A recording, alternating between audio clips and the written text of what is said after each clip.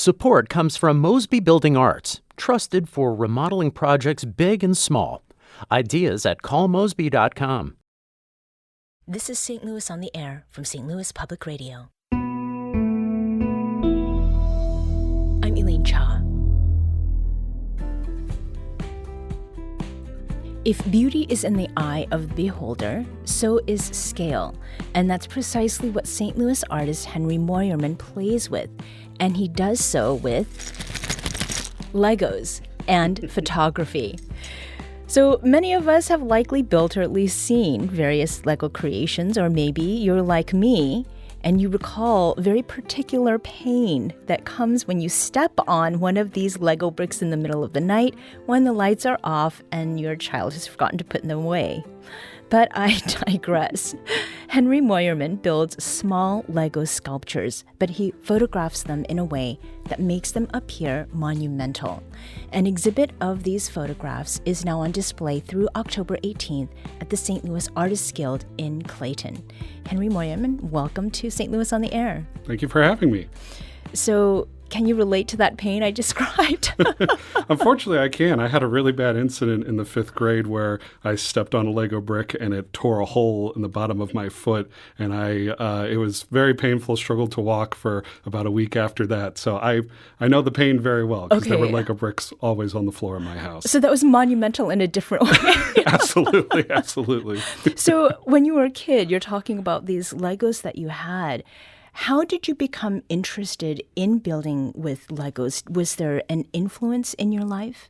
Sure. So, and for all the big nerd Lego fans like myself, I will start out by saying that the community prefers the term Lego bricks or Lego elements, whereas then Lego is a company. I know it's a little silly, but most people just still use Legos. Okay. But so my interest in Lego bricks came before I can even remember. I was always building. I was always asking for Lego sets. And when I was in 1998, I went to Legoland, California, the second week it opened. In Carlsbad. Yes. Yep. And I bought a book that actually I'm looking at right in front of me, Big Book of Lego, and there's a page about the future of sculpture. Oh. And when I saw this way that Lego could be used as an artistic medium, and it just blew my mind, especially one particular work that was 7 feet tall, and it was all blue, and it was this beautiful minimalistic work. And as a 9-year-old, I felt this craving to have as many Lego bricks as possible of the same size and the same color. Right. But as a 9-year-old, you don't have the resources to do anything like that. But that idea never left my mind. Mm-hmm. So does that mean that you have been building with Lego bricks ever since you were a child, or did you return to this pastime at some point? Sure. So in the Lego community, there's something called your dark ages, where you are building with Lego, and then there's a period of your life where you stop, and then you come back to it. My dark ages might have been a year or two. I mean, it was very, very brief. Basically, I got to college at Berklee College of Music in Boston, and I had this little studio apartment. I didn't have a lot of room for Lego, so for really just a couple years, I stopped building and then went right back to it. So basically, with no gaps, my whole life, I've been building with Lego. It's been a great creative outlet for me my whole life. Mm-hmm. Was there a community that you connected with? Not initially, but once I've lived in a few different locations, and when I moved, and I grew up in St. Louis, and when I moved back to St. Louis from Los Angeles, I learned about the Gateway Lug, which is the Gateway Lego user community, and I got to connect with other Lego builders and share my work, and I was coming at it from a very different approach from a lot of other builders, but we all find it a very interesting medium to do all sorts of creation with. Mm-hmm. So you're here because you've got this exhibit, which means now everybody can see what a Lego brick person you are. Yes. And you've combined Lego sculptures with photography, Yes. and you're really playing with scale. Mm-hmm. Was the origin of this idea the book that you've brought with you, or were there some other things along the way that made you think about approaching Lego building and photography in this fashion? Sure. So growing up, I had an interest in Lego, an interest in art, and an interest in photography, but they all seemed, for the most part, separate. Obviously, I just talked about my love for building with the Lego brick, but also my dad was an avid photographer, and he gave me a camera at a very young age, and so I used to love to go out and take photos myself. But at a very young age, I was gravitating towards a different way of taking photos. I remember specifically going on a trip to the Botanical Gardens here in St. Louis, and I was not taking pictures of any of the flowers or anything like that. I was taking pictures of benches to get this great perspective on the side of the bench with those great leading lines, or I would be on my stomach on a path trying to get this photo of the lines that are going inside the path. And so I really liked photography in that way. But then at the same time, I grew up going to art fairs at Lohmeyer Sculpture Park and in Clayton. And then when I studied music for my undergrad, we had to take art history courses. And that just really opened my mind to the whole world of art, especially the last 200 years of art, just really fascinated me. And living in Boston at the time, the art museums were incredible. And I found so much identity, but also enjoyment from going to art museums. And from being there, I felt this urge to answer, to contribute, not just to view the art statically. But I didn't know what that would look like. And so I started experimenting both in photography and with Lego, but at first they were very separate, where I would build sculptures as standalone objects to be appreciated in a gallery, but then I would take pictures where Lego might be the subject, but I wasn't making a sculpture for the photograph. It would be placing a minifigure in an interesting area, or maybe having a pile of thousands of bricks and seeing what that would look like. But it wasn't until recently that I learned that combining the two could really create a unique voice for myself. Mm-hmm. And that voice is coming from Henry Moyerman, who is a St. Louisan who makes sculptures with Lego bricks, yes, and then photographs them in such a way that they look massive. Yes. So Henry, what is in the exhibit at the St. Louis Artists Guild are small sculptures, and they're paired with large format photos that make these sculptures look monumental. Right. What is an example of something that is in this exhibit? Sure.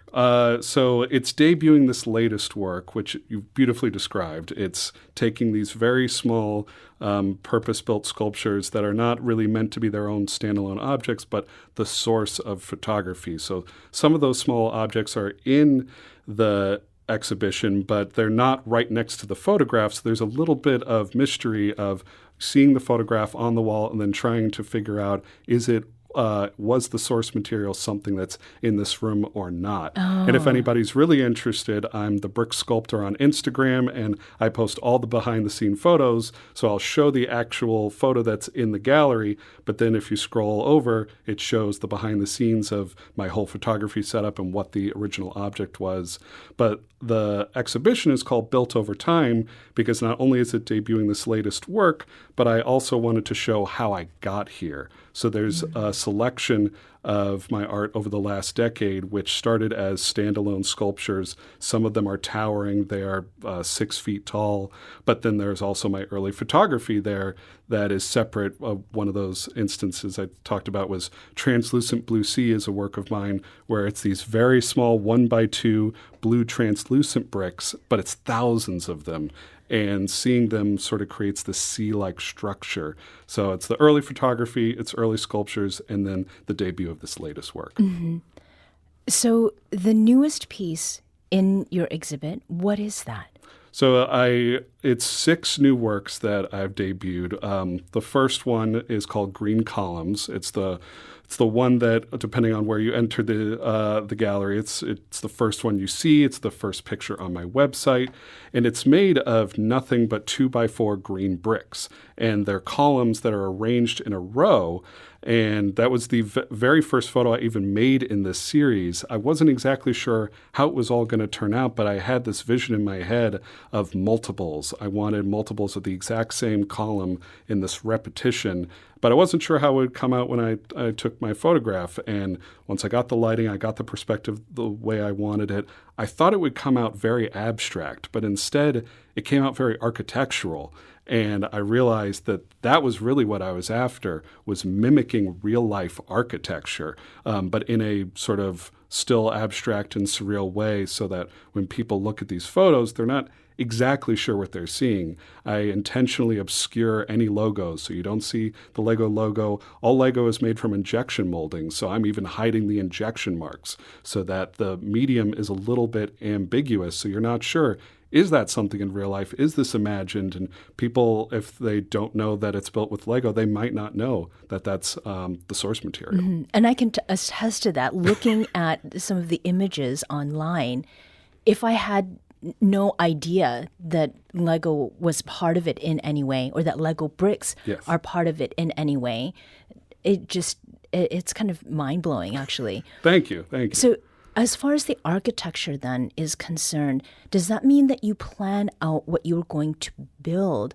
Or do you look at a pile of bricks and say, this is what I can make out of it? It's more of the pre-planning. I will just sit at an art museum or just sit at my art studio, put on some music. My favorite is to listen to Steve Reich, a great minimalist composer.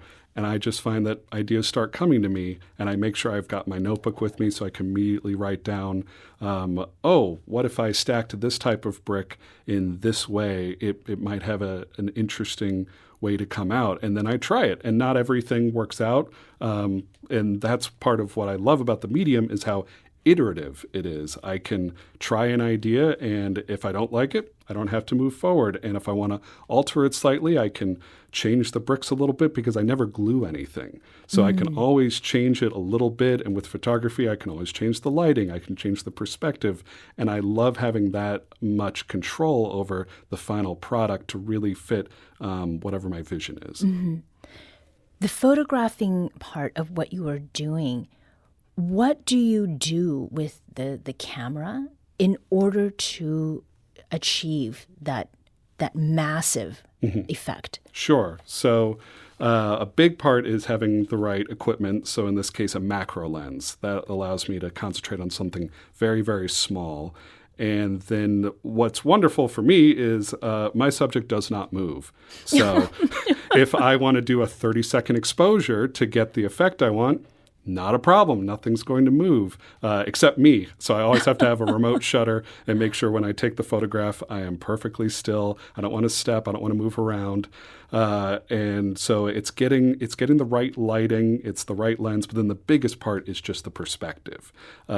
Sometimes it's overhead, but often it's at a very low perspective. And that way it seems like you're looking up at something very, very large, when in fact you don't have any references for scale. So your mind goes to what you're used to, which is very large buildings or towers or things like that. But in fact, it's something incredibly small. And that's always something I've been interested in, is just unusual perspectives and messing with the idea of scale. I remember when I first set up my office in LA, I actually had a model train in 3 different scales. It was the same locomotive. I had it in N scale, HO, O, and so each one was double the size of the one before.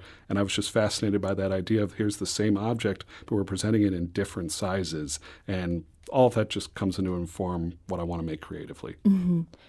What do you do in editing? Oh, yeah. Editing, that one's been the newest thing to me, because growing up, I had a film camera, so I wasn't editing anything. And one of my favorite photos I've ever taken, the one I referenced earlier, Translucent Blue Sea, has no editing to it whatsoever. I didn't crop it. I didn't adjust the light. I just was filled with awe and wonder when I took the photograph of, oh my God, this is what can come out of a camera lens. That was very lucky on that first try. So the biggest thing is adjusting the lighting to get it to look just right. And then I am really, really nitpicky. So before I take these photographs, because I'm concentrating on something so small, I use a vacuum to dust everything, and I might even use some silly putty or a glass cleaner to make sure there are no fingerprints. But some of it still gets in, and then in the edit, I'm taking those little specks of dust and dirt that I may have missed with my own eye, but because it's focused on such a small area, I clean that up to make it as clean and almost sometimes surreal as possible in the photos. And then I found recently that I really like the square format. And so it's cropping to make sure that I'm showcasing the exact square perspective I want. Sometimes it fills up the whole original photograph, but other times I choose to focus on a much smaller area of what I originally took. Mm-hmm. There's a lot of trial and error then, obviously. Yes. Is there one in the current exhibit where you had to take a lot of photos? Like you remember feeling a different kind of pain? Yeah, great question. The first thing that comes to mind is dark gray windows. So in this work, it's the opposite of what I just said from a down-up kind of perspective. With this photograph, it looks like you're almost on a rooftop looking down at a large wall of windows. And when I first took it, I realized, oh my God, there are smudges on these bricks and there's dust everywhere. Okay, let's do this again. So I took it again, and then I realized, oh, there are these injection molding marks on some of these tiles that I'm using. All right, I have to reverse that to make sure. So I kept going over and over, changing the original model because I couldn't edit these things out, or if I did, it would take way too much time. So there were many, many different versions of just trying to get the shot exactly right. And it's funny because sometimes these situations create a wonderful outcome, because in this one specifically, I noticed that in these in-between spots of the sculpture, there was so much dust that I couldn't get out. And so in editing, I brought the black levels down so that instead of the dust, you saw these black voids in the spaces in between the bricks. And it went from kind of looking like windows to making the illusion so good that sometimes I look at the photograph and I'm not even sure what I'm looking at and what the right perspective is. Yeah. So built over time, it opened last week. Yes. What kinds of reactions have you either gotten from people or that you've observed people having? Well, it was an absolute dream come true Friday night at the opening. There were hundreds of people there. I got all sorts of interesting questions all night. The biggest thing that I really that I loved hearing from people is, how did you do that? And to me, that adds a layer of engagement to the art when people, they have an idea, but they're still not sure how exactly something's made, with putting a little mystery with the craft, and then watching people have that aha moment where there might be some of that sample material in the gallery and they say, oh, that's how that one got made. And then with some of the large structures, they ask, oh my goodness, how many bricks is that? How long did that take? And overall, just getting compliments on presenting such unusual work in the space, it made me so happy. Mm-hmm. Well, congratulations. Thank you. Henry Moyerman is a St. Louis artist, and his Built Over Time exhibit is on display at the St. Louis Artists Guild through October 18th.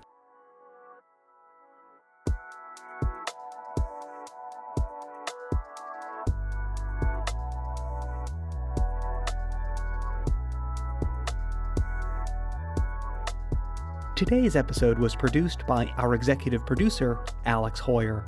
Audio engineering and podcast design by Aaron Dorr. St. Louis on the Air is a production of St. Louis Public Radio. Understanding starts here. Do you find yourself regularly listening to episodes of St. Louis on the Air? Suggest us to a friend you think might enjoy our conversations. And leave us a review and rating on Apple Podcasts on the App Store. It's the simplest way to help people discover our show. Thanks. St. Louis Public Radio is a member-supported service of the University of Missouri St. Louis.